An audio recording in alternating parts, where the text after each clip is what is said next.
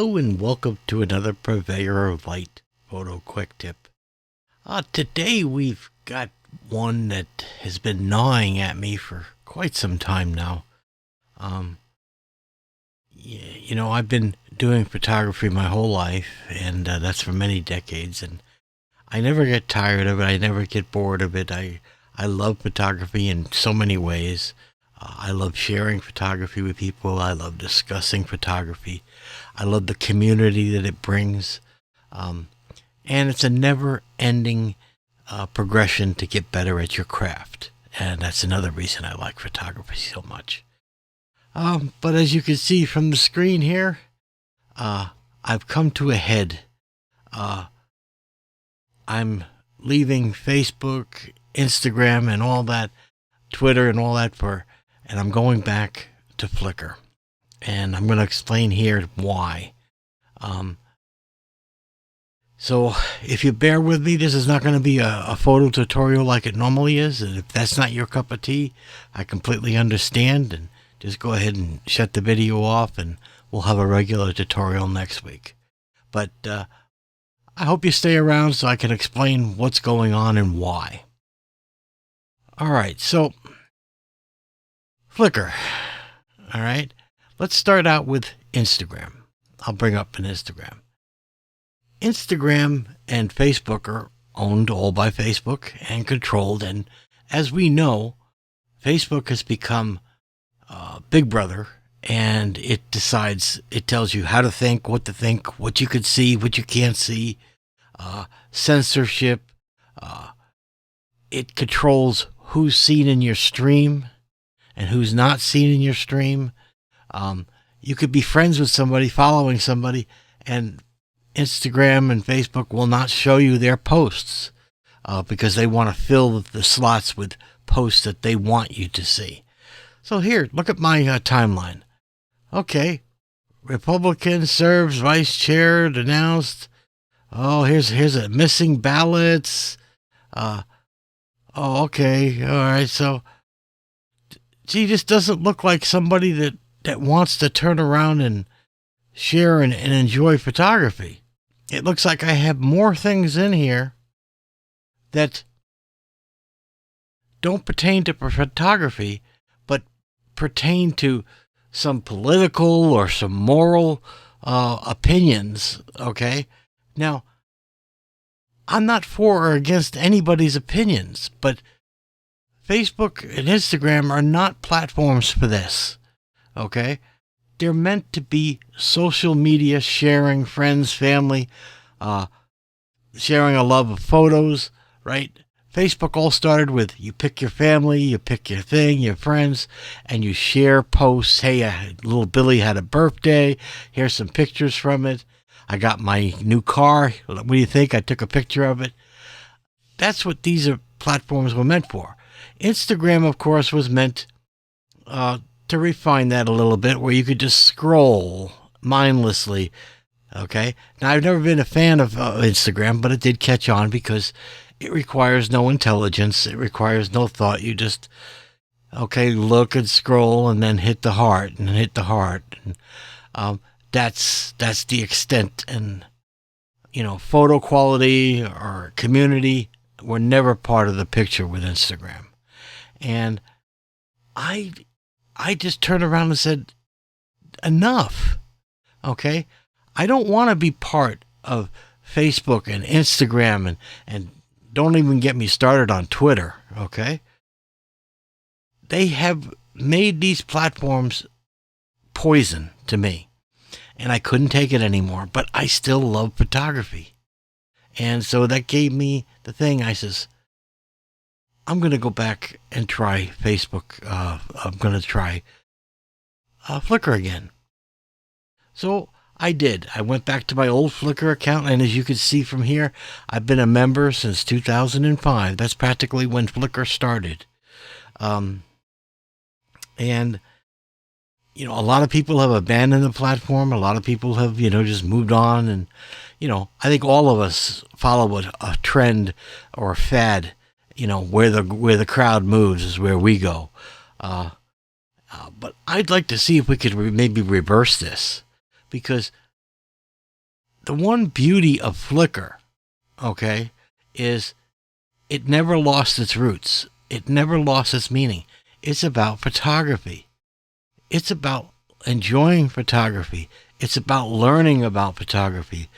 It's about community, okay?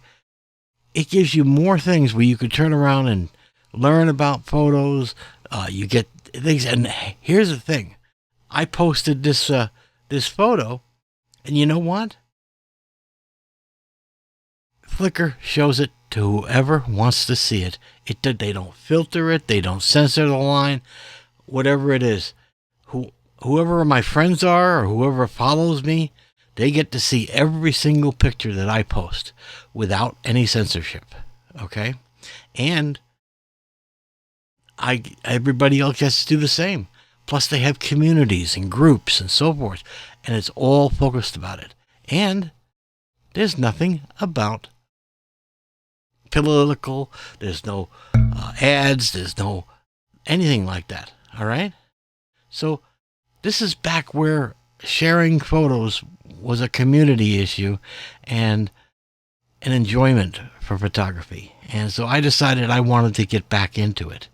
So I'm on a little campaign, okay, to tell you the truth. I want everybody to consider. Go back to Flickr. You can start off with a free account, okay? Dip your toes in it, okay? And start putting up some photos and seeing about the community. Now, I just redid my account, and I'm going to go back here to my I just did this, okay? In other words, I was inactive for the longest time, all right? Because I, like everybody else, I left Flickr and moved to the other platforms. But look on the stats. 127,000 views. Okay? Just today alone, okay? One single day, 118 views. And you know who they were? They were people that love photography, want to share, they want to comment on your photos, they want to ask questions, if you know, whatever the case may be. It's a community. And Facebook and Instagram have ruined that. They've taken that away from us. All right? So I've always loved Flickr, but I left because everybody else left. And so therefore they say, you know, you got to go where the people are. But I think if we start spreading the word around, because I think a lot of people think like I do right now, that we got to get off Facebook. We got to get off Instagram. They are toxic platforms. All right? So that's my little rant on this, okay? Now let me also show you something here that Flickr offers you so much that you don't get on these other platforms. So there's so many reasons to go, all right? So an example, let's say you're going on I'll take this picture up here, right? Here I have a picture, and you'll notice it'll have a nice caption around it, narration. It'll show exif data, you know, which camera, what lens. It'll allow you to add tags, keywords, so people can help find your photos and stuff. And these are very, very important things. Example, let's just say, you know, that you're going to be going to Europe maybe in the fall, and you decide, hey, I want to go to Rome. I want to go to the Colosseum. Well, just go up to the box and type in Rome and hit the enter key. And Flickr will then automatically search all of its libraries from all of its members and pick up pictures of Rome. So you can get some ideas from shots. You can come in and see where they were. And you'll notice here, there's the Colosseum in Rome. And if you hover here and click, you could now see exactly where that picture was taken. Okay? So you can get an exact point. Where they were standing to take the picture is exactly what we do here. And you could zoom in and zoom out All right. But I can turn around and come around any one of these photos, and I could click on one of the dots and then see the photo that's associated with it. Okay. I could see exactly where they are. And if I see something that's interesting, I say, okay, let's take a look at that. And then I could see, oh, okay, that's a nice church there. All right. Again, it gives you that ability. Now, let's take it a little further. All right. We did a search on Rome, for example. How about Rome, and then we add the word night. And now we're seeing Italy, Rome, with night shots, and we can get ideas if we want to do some photography at night and what places look good for night photography. Okay?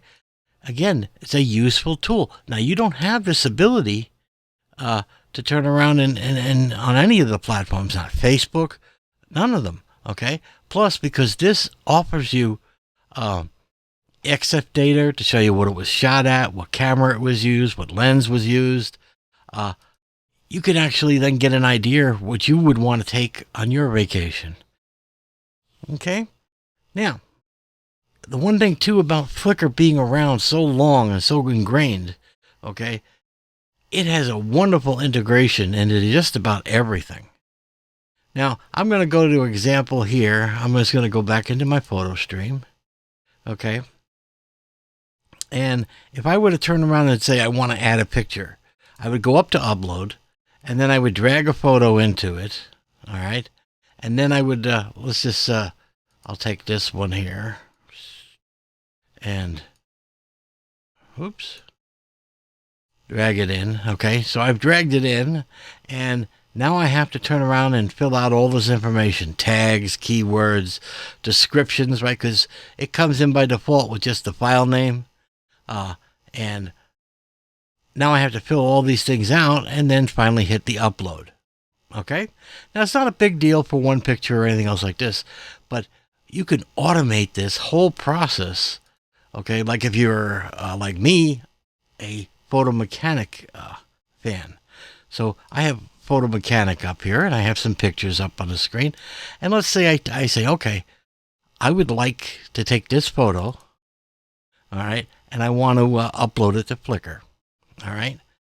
And I don't want to do anything. I don't want to do all that typing and all those keywords and all those informations and copyrights. But I don't have to, because Photo Mechanic has already done all that for me.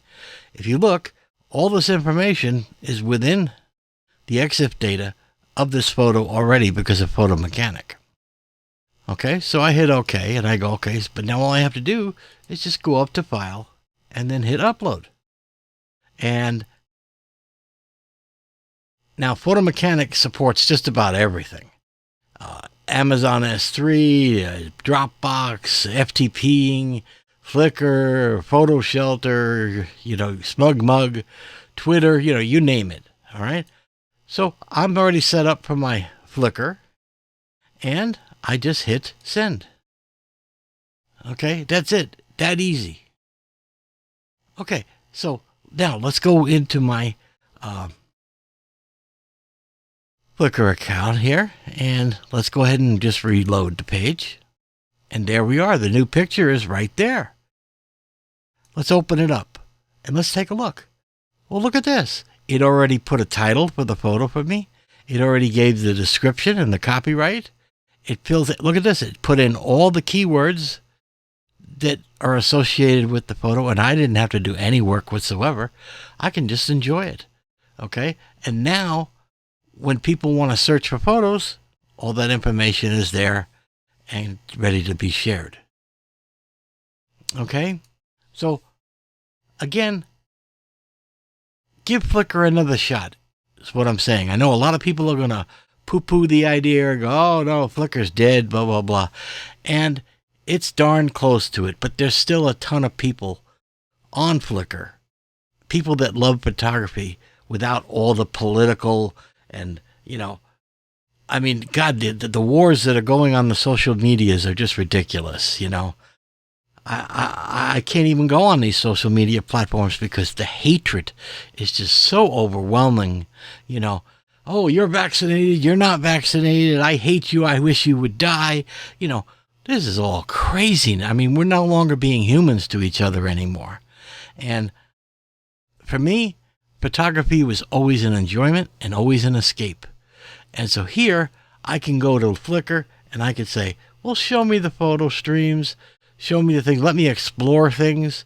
So let's take an explore. I could just randomly tell Flickr, hey, show me the new photos. And it's here, these are the people that uploaded photos. And you say, oh, that's pretty nice. Oh, look at that. He took that with a Nikon Z7.